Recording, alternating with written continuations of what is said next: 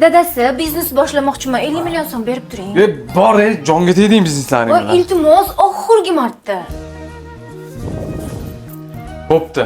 Unda sen ham ariza yozib berasan. Bankdagiga o'xshab. Nimaga ariza?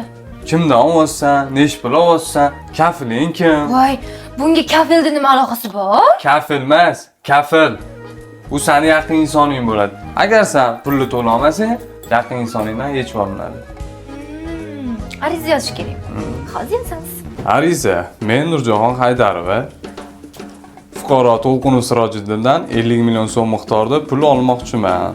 Agarda pulni vaqtida qaytarmasam, kafil sifatida yaqin insonim, erim To'lqinov Sirojiddindan undirishingizni so'rab qolaman.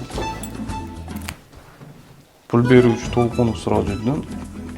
Hozir shunda o'zimni pulim o'zim undirib olamanmi? Ha, nima farqi bor? Ariza yozdingiz, yozdim. Voy, yo'q, bo'lmaydi.